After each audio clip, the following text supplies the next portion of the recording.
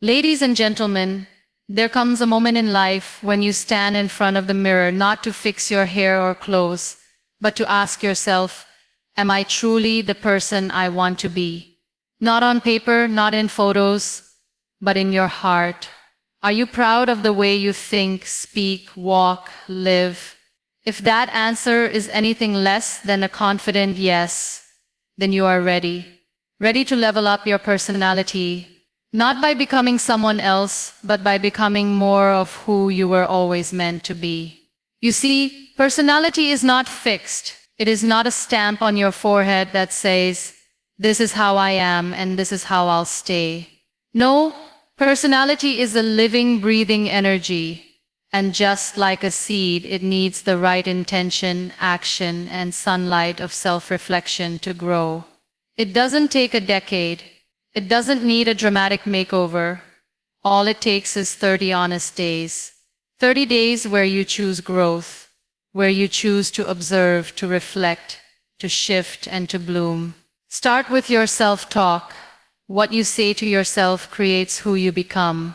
This is not just a quote you read on Instagram. It is the very foundation of your personality. Every time you think to yourself, I'm not good enough, your body reacts. Your posture drops, your energy shrinks, your decisions change. You walk into life already defeated even before the world gets a chance to see you. But imagine this. What if for 30 days you change that voice? Not by lying to yourself, not by fake positivity, but by training your mind to become your friend. Let's be real. Most people treat strangers on the internet better than they treat themselves. And we wonder why we walk around drained, insecure, unsure. The truth is, your personality cannot grow in soil poisoned by self-hate. So you start small. You catch the moments when you say, I can't do this. And instead you try, I'll give it a shot. You notice when you say, I always mess up, and switch to, I'm learning, and that's okay. These tiny shifts are not fluff. They are like oxygen to the fire of your growth. Every word you say to yourself either waters your confidence or burns it. Now here's a secret most people don't realize. The way you talk to yourself becomes the way you talk to others. You see someone who is always judging others, and you can be sure they judge themselves twice as hard. That loud critic in their mind has spilled out. But those who are kind, calm, firm, and clear, that's not luck. That's years of inner practice. So give your self-talk a makeover. Write down the 3 negative things you say most often. Then rewrite them. Not in a silly, over-positive way, just in a way that gives you a chance to try. For example, change I'm so lazy to, I'm not consistent yet, but I'm showing up. It's not a lie. It's a bridge. A step toward a better version of you. And remember, your brain listens. It records. It builds patterns. The more you repeat something, the more it becomes part of your personality. So if you want to level up, this is where it starts. Not in books. Not in videos, but in the conversation you're having with yourself at 2 a.m. when no one else is watching. There will be days you'll slip, days your mind will shout the old scripts. You'll never change. Why are you even trying? That's when you talk back. That's when you say, yes, I will. One day at a time. You don't argue. You don't fight. You redirect. Again and again. Like a river learning a new path. This 30-day journey starts in silence, inside your own head. No applause, no spotlight, just a quiet shift in the way you treat yourself. And trust me, once you begin to speak to yourself like someone you deeply care about, everything changes. You will walk differently, think differently, love differently, lead differently. Because you are no longer living in war with yourself. You are building peace. And peace is magnetic. Build emotional control. It's the secret sauce of real confidence. You can dress sharp, speak well, and walk like you own the room. But if you cannot control your emotions when things get tense, the illusion of confidence cracks instantly. Real confidence is not about having the loudest voice or the strongest opinion. It is about emotional stability. It is the calm in the storm, the pause before reaction, the ability to feel deeply without letting your feelings hijack your behavior.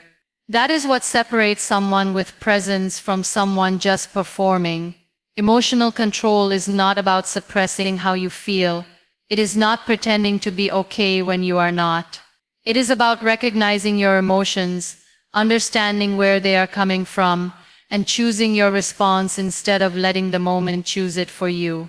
People who lack this skill tend to explode, shut down, overreact, or spiral. And while everyone slips sometimes, making this a habit keeps you stuck in cycles where emotions make your decisions instead of logic, values, or clarity. Start with awareness. You cannot control what you refuse to notice. Pay attention to your triggers. What sets you off, what shuts you down, what makes you defensive or insecure. Most emotional reactions are not about the current situation. They are echoes from old pain, old stories, old patterns. If you want to stop repeating the same emotional mistakes, you need to track the source, not just manage the symptom. When you catch yourself in a reactive state, frustrated, angry, anxious, pause. Take a literal breath. Ask yourself, is this emotion in charge right now or am I? That one moment of self-awareness can shift the entire outcome of your day. You do not need to suppress what you feel, but you also do not need to obey it immediately. Emotional control is the space between stimulus and response. It is the ability to sit in discomfort and still choose your next move with intention. The truth is, life is unpredictable. People will disappoint you. Plans will fall apart. You will be misunderstood, judged, challenged, pushed. If your peace is constantly at the mercy of other people's actions, you are handing your power away every single day. But when you learn to protect your emotional energy, you begin to build a kind of inner strength that no one can shake. That is what makes you unshakable. Not because you avoid emotions, but because you have learned to navigate them with maturity. You also become a better communicator. When you are not overwhelmed by your feelings, you can actually hear what the other person is saying. You can listen to understand, not to defend.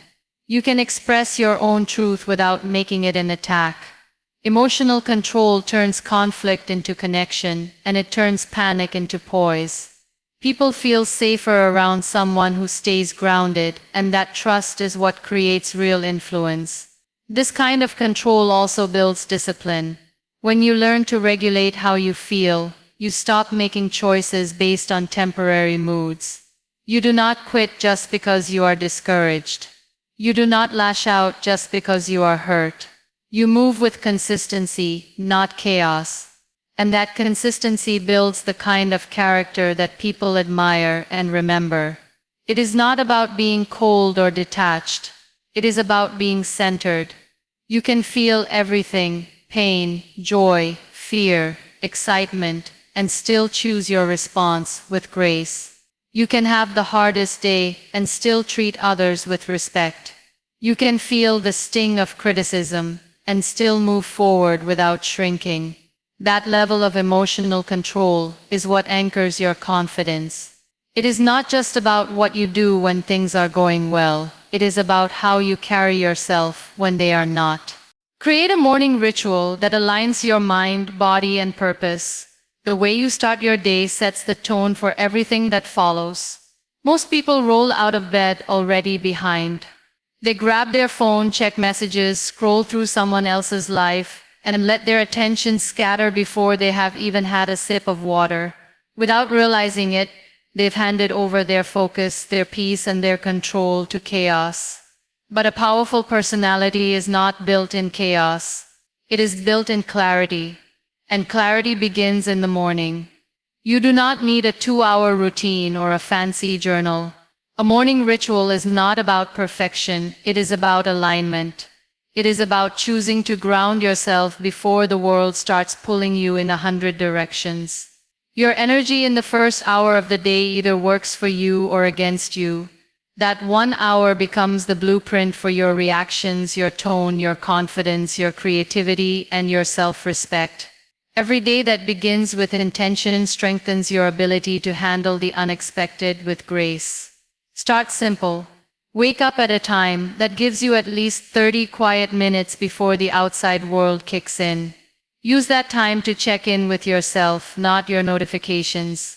The first voice you hear in the morning should be your own, not social media, not emails, not stress. What you do with that time is up to you, but it should be something that anchors you, something that connects your mind, your body, and your purpose. Movement is a powerful part of this. Even 5 minutes of stretching, walking, or light exercise can shift your state. It tells your body that you are not in survival mode, that you are choosing to show up fully. When your body moves, your energy moves. You breathe deeper. You think clearer. You step into your day with strength instead of stiffness, and that physical clarity spills into your mental clarity. Next, feed your mind something intentional. A few pages of a good book, a podcast, a journal entry, or even just sitting in silence. The goal is not to consume, it is to connect. Ask yourself a question. What kind of energy do I want to bring today? What matters most today? What am I avoiding? These questions give your day purpose before your to-do list takes over. They remind you that you are not just going through the motions. You are designing who you want to be. Add a personal ritual that makes you feel alive. Maybe it is making your bed. Maybe it is drinking water slowly while listening to music. Maybe it is reading something spiritual. The action does not matter as much as the intention behind it. This small act becomes a message to your brain. I care about how I feel, and I am taking time to set my foundation. When you do this consistently, it starts changing your self-image. You stop seeing yourself as someone who scrambles through life, and start seeing yourself as someone who takes ownership. You begin to notice that you are more present in conversations, more resilient under pressure, more focused when it counts. People pick up on that energy. They feel the difference. Because someone who starts their day with alignment moves differently through the world. This is not about being a morning person. This is about being a person of intention. You could start your day at 5 a.m. or 9 a.m. What matters is what you do with those first few minutes. Do you build yourself, or do you abandon yourself? Do you rise with clarity, or do you react out of habit? That small window each morning is a gift. It is your chance to check in with your direction, fuel your energy, and lead your day instead of being dragged by it. When you treat your mornings as sacred, you stop entering the day like a passenger and start showing up like a driver. Develop a signature habit that defines your discipline. In a world full of noise, one of the strongest ways to shape your personality and stand out is through consistency. Not flashy moments, not random motivation, just one thing you do every day that represents who you are and where you are going. A signature habit is not just a routine, it is a declaration. It says, this is what I commit to, no matter what. And that kind of consistency becomes a mirror for your discipline. Discipline is not about doing everything. It is about doing one thing well again and again, especially when you do not feel like it. That one thing becomes your anchor. It builds trust with yourself. It turns your personality into something you can rely on, not just something that depends on your mood or energy that day.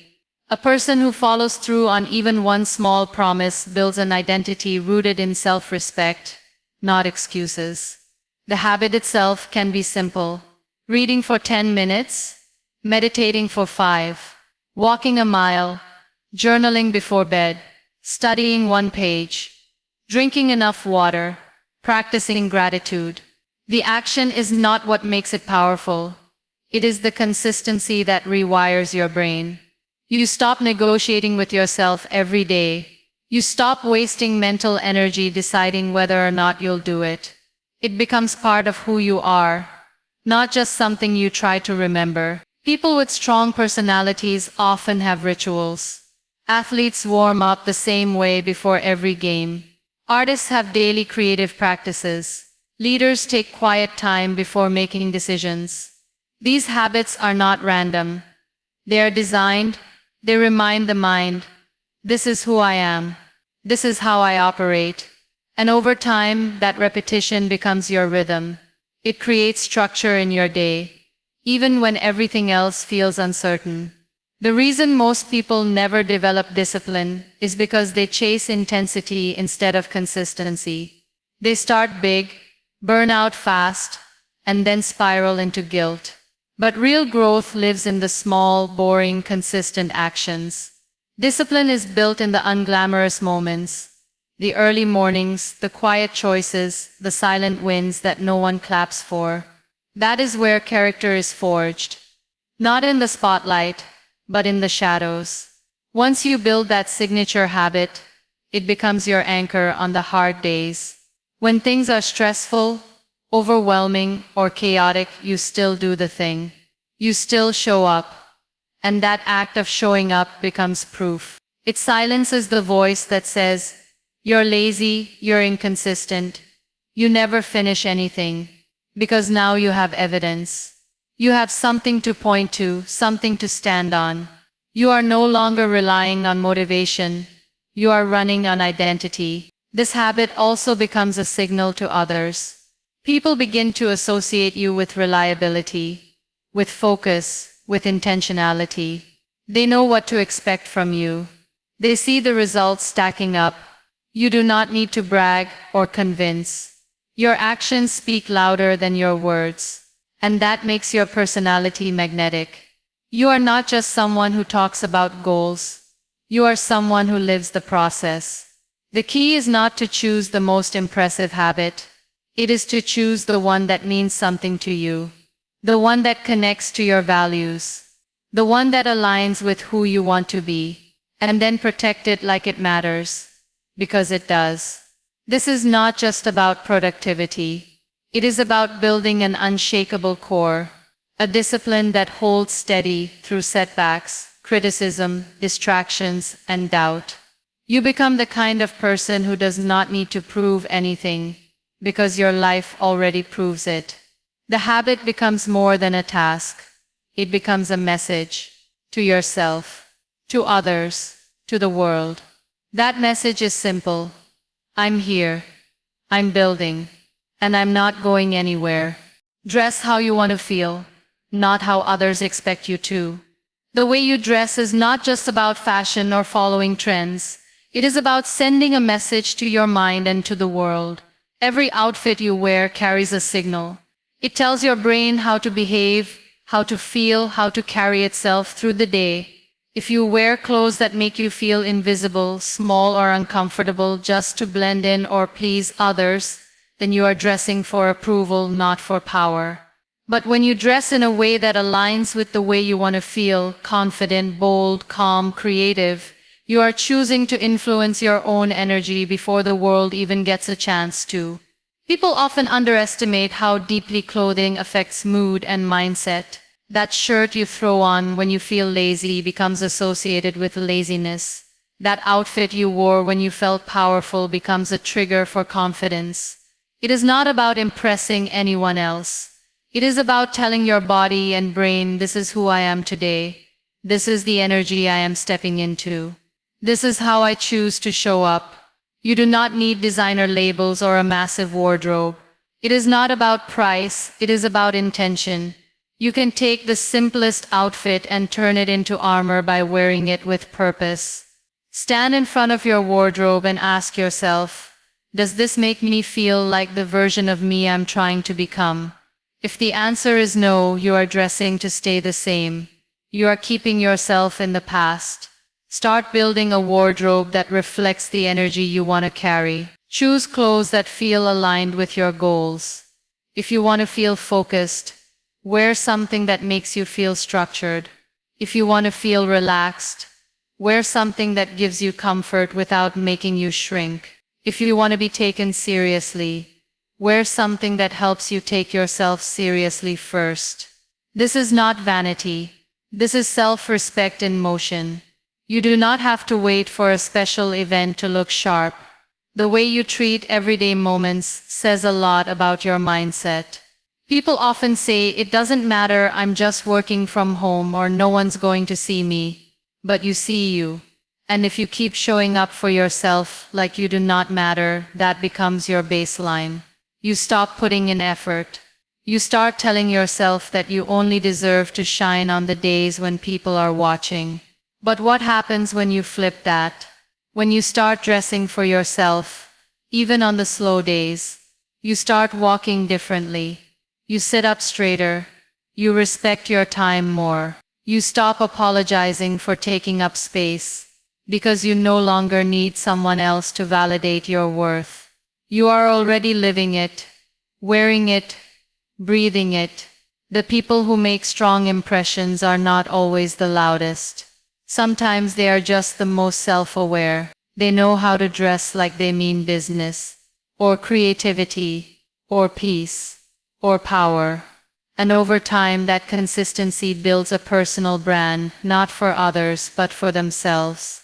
A standard that says, "I value myself enough to show up with intention." This doesn't mean every day has to be a fashion moment. It means you take 2 extra minutes in the morning to choose something that lifts your energy. Something that feels like alignment, not obligation. Something that matches the person you are working to become, not the version you are trying to leave behind. You get dressed every day anyway. So why not make it count? Why not use it as one more tool in your transformation? Why not let your clothes speak to your future before your words ever do? End each day with reflection, not guilt, just gentle honesty. The day moves fast. Tasks stack up, notifications buzz, distractions pull you in every direction, and before you know it, you are closing your eyes with a head full of noise and a heart that is too tired to make sense of it all.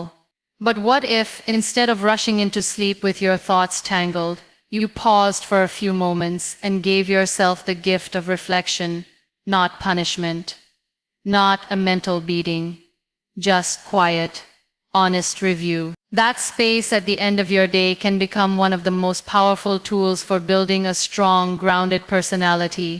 Most people skip this step. They live on autopilot, wake up, survive, sleep, repeat.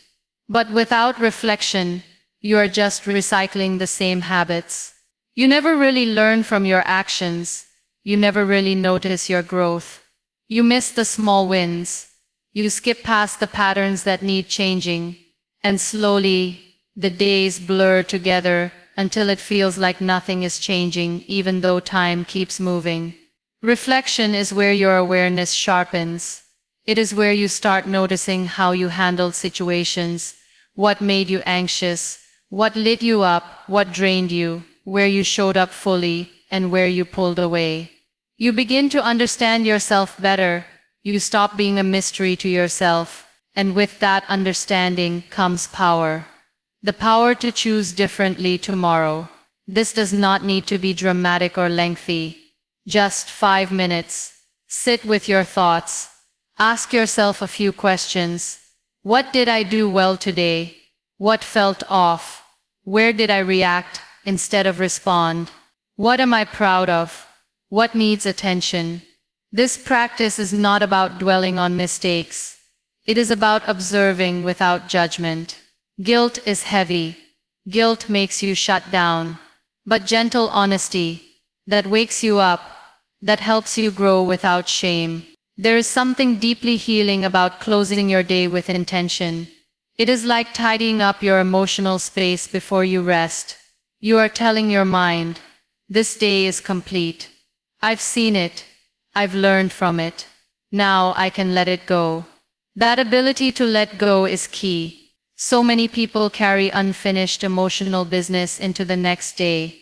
Conversations they never processed, regrets they didn't unpack, stress they didn't release. It all builds up. But when you make reflection a habit, you release the weight in small, manageable pieces. Reflection also sharpens your decision making. You start to see where you wasted time. You notice the moments where you could have spoken up, where you fell into distraction, where you avoided something hard, and instead of beating yourself up, you prepare yourself. You become more intentional. You move into the next day with insight, not just hope. That edge, over time, compounds. You begin to act like someone who is paying attention, someone who learns, someone who grows. That presence changes how people experience you.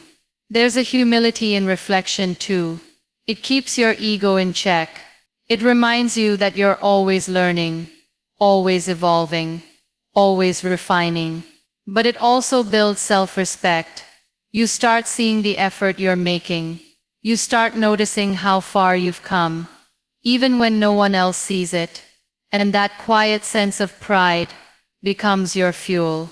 You no longer need constant validation because you have your own internal scorecard. One that is honest, fair, and deeply aligned with who you are becoming. Ending your day with reflection is not about controlling the past. It is about preparing for the future with more awareness. It is how you turn experience into wisdom. It is how you stop repeating the same mistakes out of blindness and start changing your life out of clarity. It is a small act with massive impact, a soft moment with strong results.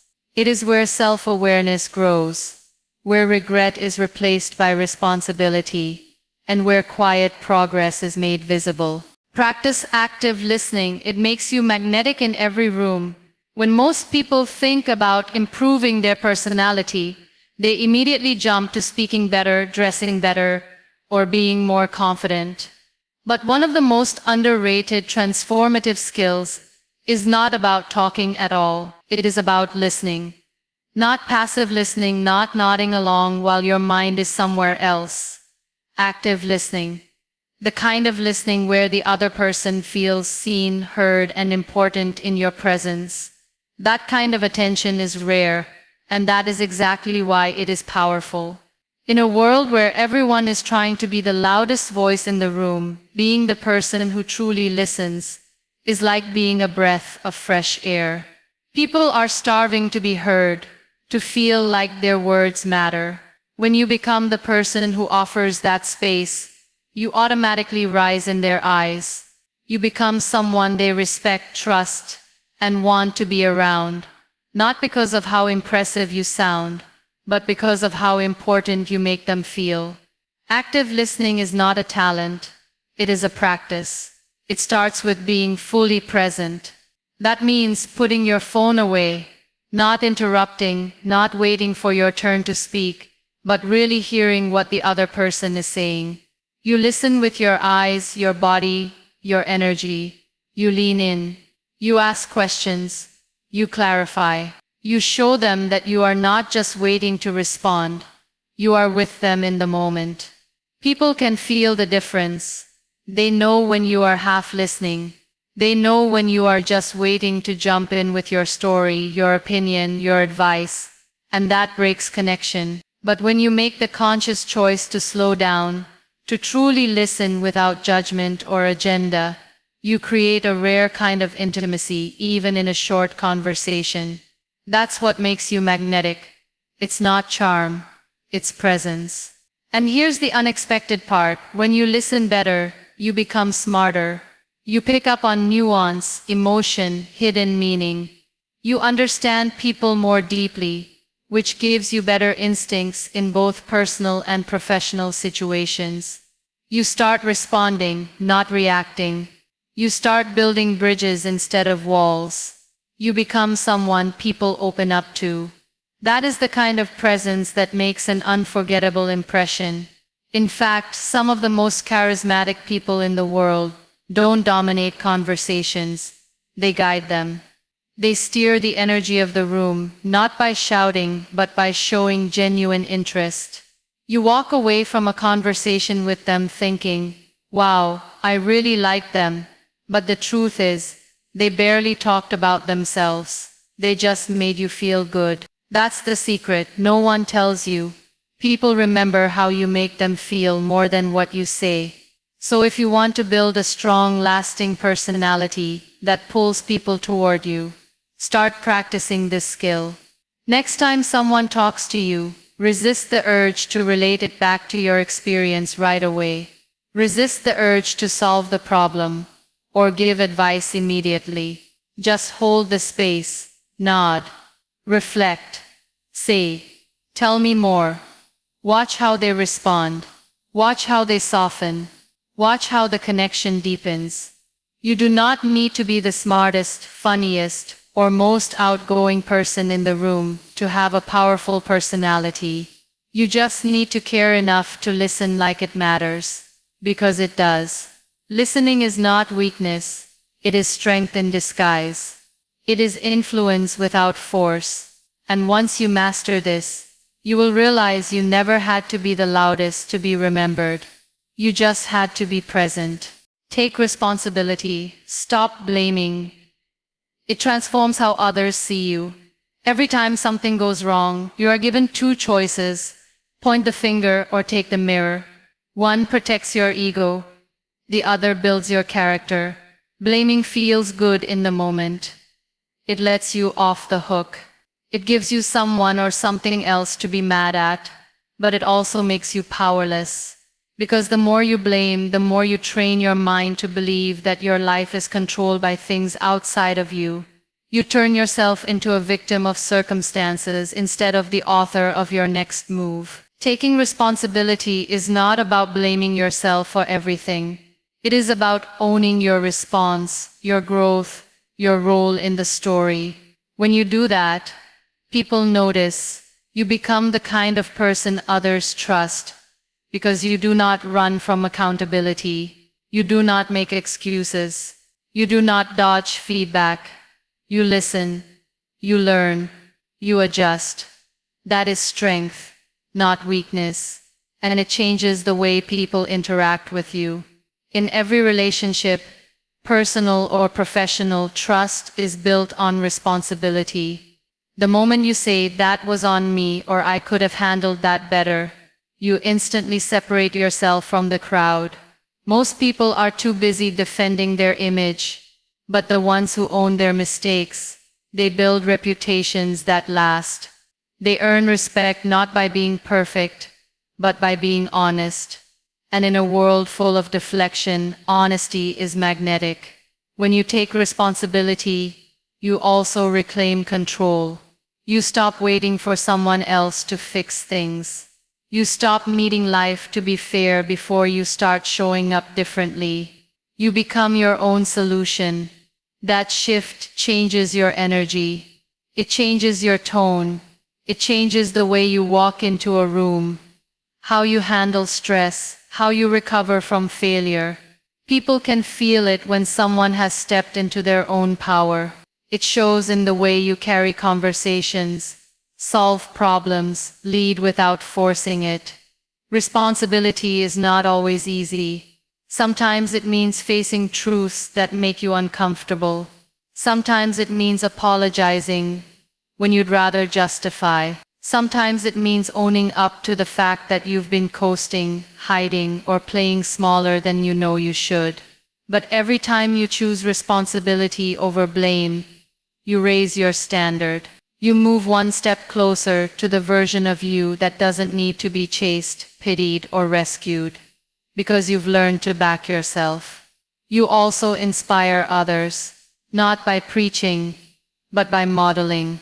People around you will feel safer opening up when they see you do it first. They'll trust you more when they see you lead with integrity. They'll come to you not because you have all the answers, but because you don't run from the hard parts. That kind of presence is rare, and it makes a real difference. Responsibility also builds emotional maturity. When you stop blaming, you stop reacting. You begin responding with clarity. You stop wasting time fighting battles that don't matter and start solving the ones that do.